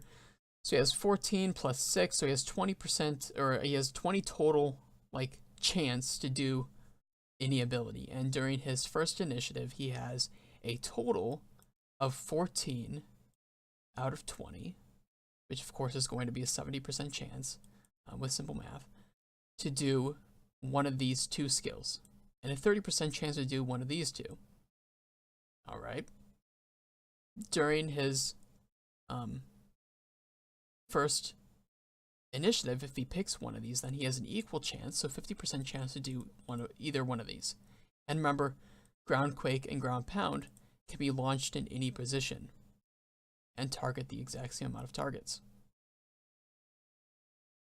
But the problem is Crushing Blow and Crushing Slam are only launchable in the first two ranks, which can get pretty sticky here because we only want them to be, we have these cooldowns, but if he does Ground Pound and Ground Quake, basically, in his first initiatives, but he's in the back two ranks, during his second initiative, he will actually pass his turn. And we don't really want that. So instead, let's go ahead and give him a chance to do Crushing Blow during his second turn, or in his third rank. And in the first rank, he'll actually have greater damage output than if he were just in rank 2 and 3 or rank 3 and 4. And this is a simple way just to make sure that he'll always have something to do that isn't limited by cooldowns or by rank requirements. He'll always have Crushing Blow available to do, regardless. There's no cooldown on it. He can use it in any rank. And this is just a very safe way to keep him from passing a turn or from bugging out. And even already now I can tell that he might have a little bit too high of damage output with his two initiatives. But that can be easily remedied post implementation. So now let's work on target selection desires. He has random target available, which is okay. I don't think there's anything too special about that, but we can come over here to his random target and let's add in a resistance target. Hopefully there's one close around. If not, I'll have to search for it. Let's do that. Let's just search for resistance. There we go. And I'm going to copy that. And we're going to paste it. So we see this as resistance target, the same siren song that we worked with before. Instead of that, I want Crushing Slam, or I'm sorry, Crushing Blow, because it has a stun, to target enemies with lower stun resistance.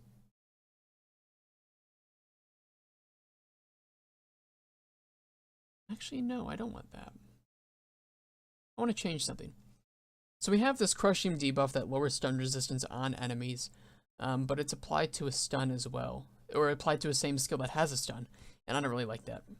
Instead, I'm going to move this stun resistance debuff over to Crushing Slam.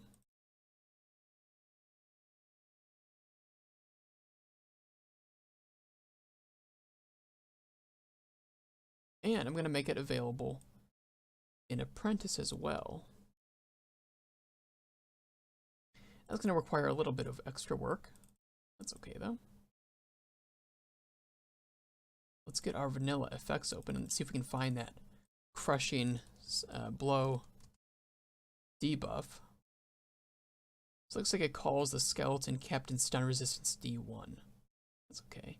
So I'm going to copy this and I'm actually going to paste it in our effects file. And call this Captain Crushing Debuff 1. Set it to a chance of 100%. And we want to make 3 versions of this. We want to make a slightly less nasty version just for Apprentice. But first off, we need to find this buff. Boom, right there. So it goes 30% and then 40%. So let's make vanilla 20%. So let's copy this. Come over to our mods buffs. Come to the bottom. And let's call this D. I'm just gonna call this D app at the moment. Because D1 is already taken and I don't want to modify the vanilla effects at all. And we're simply gonna put this at 20%. And that way we can come over here to the base effects, to our mods effects, sorry, and paste this in. Then for Apprentice, we can give our Crushing Slam this effect. Beautiful. So now this Crushing Slam, which has the extra target, of course, is going to lower the stun resistance on those 2 targets. And then in our resistance target preferences, we can give it a 80% chance. Because remember, this is going to be 4 over the total, which is 5. For Crushing Blow to target the lowest stun resistance enemy. Which is perfect. We want this to be false, though. We want it to be lower in comparison, not greater. That looks good. So now his Crushing Slam is going to lower their stun resistance. And should their stun resistance be lower, or even if it is lower just by default, he's going to try to target that with his Crushing Blow. So that's perfect. And Ground Pound and Ground Quake don't need any target selection desires because they target every single hero. Crushing Slam isn't going to, it can target randomly, which is okay. And then Crushing Blow is going to target lower stun resistance targets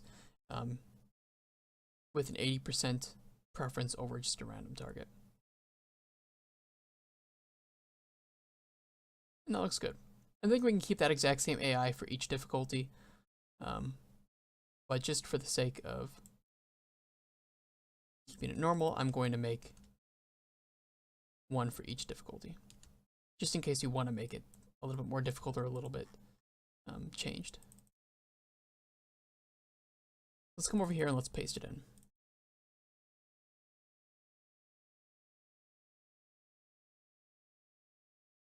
And let's save all. We can close that. We can move this back to the other view. Close our buffs and effects. And I believe that looks good. I say we copy it over and test it. We'll give it a run.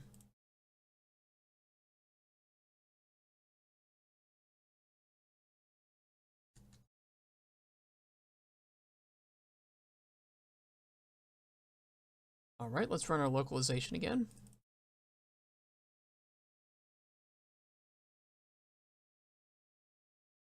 Let's create our monster, and this is going to be Skeleton Captain D.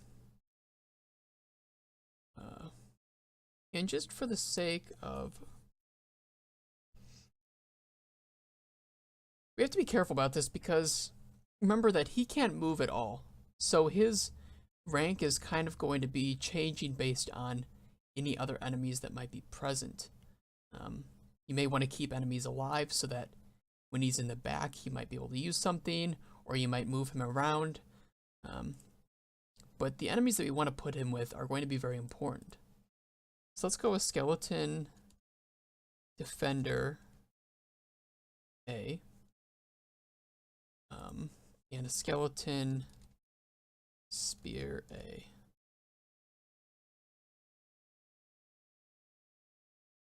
Or a Skeleton Courtier, I think is going to be better. Courtier. Perfect. So we should get our new skeleton now, which is, of course, going to be the Baron of Bones. Is going to be his name, and we can see what works. He's going to hit hard, so we're actually going to try to attack him like he was a real boss. Of course, this is going to spawn us in with Seekers, which is not great for testing. If he just decimates us with Seekers and we barely get any hits in, we know that he might be a little bit too hard. But of course, if we beat him too easily, we know that he's a little too imbalanced even for Seekers. So we do have this Baron of Bones name in, which is perfect. And already we're getting hit with our default party setup. We can change the party setup too to be something that's more akin to that's going to be better for the ruins, and I can show you where to do this. If you come into scripts, you can see the starting roster. Change the first 4 heroes here to be whatever you want, and that'll simply be the things you get. So we can do Crusader. I think something good for, let's do an Occultist. Let's do a Plague Doctor. Now let's do a Vestal. I'm not going to worry about the names.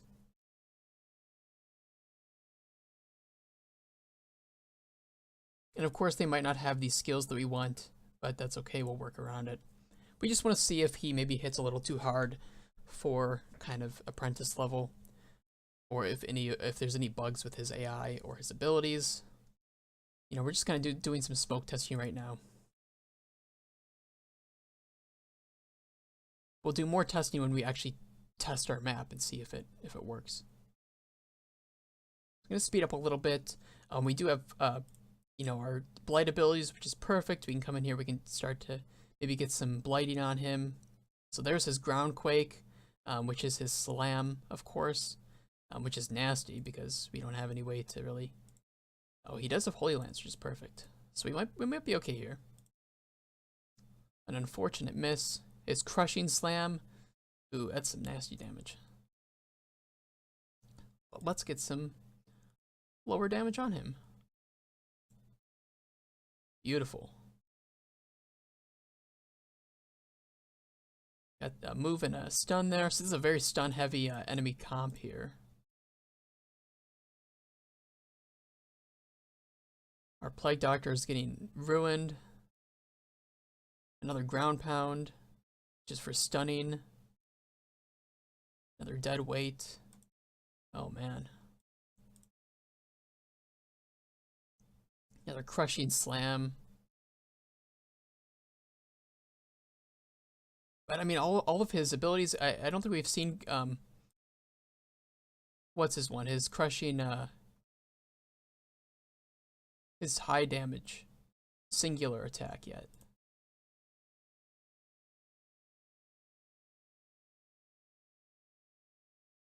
I'd say if we can get him down to half health just with a regular set of Seekers, that's not bad. I mean, we aren't even attacking any of the other enemies. There's his Crushing Blow, which is a single target stun. Our Plague Doctor is being absolutely amazing at the moment. Oh man, he's nasty. He hits hard. Maybe a little bit too hard. Maybe a little bit too much. Well, I mean, we're not doing too bad. This is a group of Seekers. We weren't able to choose our abilities at all. So we have to remember that this is not the most. This is the least opportune way to test kind of a boss and its strengths. But we can test effectiveness. We can see whether or not he's working as intended. Oh man. It's nasty. We've almost got him down to half health. I mean, one more hit and he's at half health. But we are, I mean, this is just brutal. And we've lost our first hero. We've lost our second hero. We missed with Reynold. Oh boy. Missed with our occultist.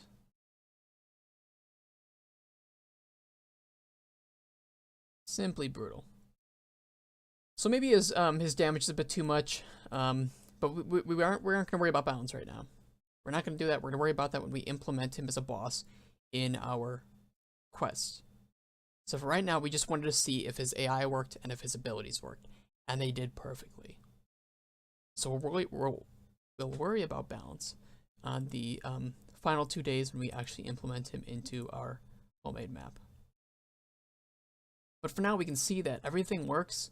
You know, all of his loot is fine. His number of turns is fine. His accuracy might be a little too much. But we can remember that we can test him and make sure that, you know, a group of like level 1s or 2s can go in and beat him without issue. And with trinkets, of course, we didn't have any trinkets, no quirks.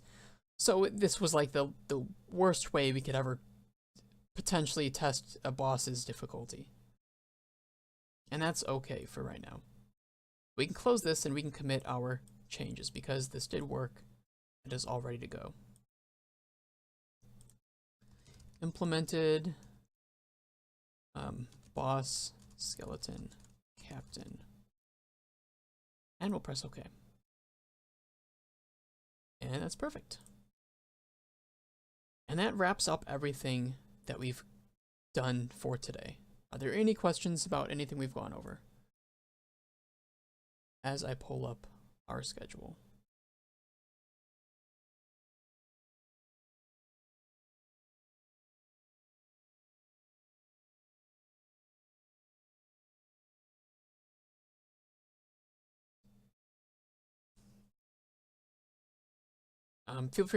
Feel free to ask away as I go over the stream on Monday, which is going to be a pretty fun one, because we don't have anything planned for the Monday stream. Simply put, you are free to ask questions, ask to see things done again, say, you know, if you want to see like how to do something that we haven't covered in the previous 7 streams, now is that time to ask. I will warn you again that I do not know how to do any of the animations or art side of things very much, so I can't show any of that. But if you wanted to see like how to do a specific type of AI or an ability, or if you had questions about whether or not something could be implemented, that is the day to ask. And I will have some backup ideas just in case nobody has any questions. How to get good? Don't die. Don't lose. The best way I can recommend on how to beat this game is to simply not lose. So, there you go. There's my advice. And that is the culmination of like 2.5 years of experience with this game. So, yeah. It does make sense. And then on the following Friday, next week Friday, and then the following Monday is going to be the 2 largest days of our streams, potentially being very long in length. I can absolutely foresee them being many hours in length. I'm going to try to do as much pre-design as possible, like setting up an intended layout and getting some code ready, just to make sure that we don't run into problems like, oh, here's a random bug I don't remember how to fix or something. I've done this before, so it shouldn't be too difficult, but yeah, we will probably have to have breaks on those days. So those are going to be fun, and people watching on YouTube, I do apologize that those are probably going to be very long. I know these are already long, but you do have, you know, 3 to 4 days to watch them. And again, it's not like you can't catch these in the future, of course. So these are always going to be available and always watchable. So if there aren't any questions about what we went over today, then I think we'll call it. I think we'll call it there, and I'll catch you guys on Monday with our Q&A and suggestion stream. Of course, you can ask me about anything on those days if you want to ask, like, you know, the difficulties of modding or some things that, you know, I recommend that you do. Definitely please appear on that stream that day, and we'll answer all of it. We'll make sure that we get you guys set up and going with the best ways to mod. But if you've been following along so far, we have a ton of stuff that we've added. I mean, our mod started with just some, you know, crappy little files, and we now have tons of new stuff. And it's all ready to be implemented into our new quest. So that's going to be a lot of fun. So thank you for joining, and everybody have a wonderful day, morning, evening, whatever time it is for you. And I will see you all Monday. Thank you again, and take care.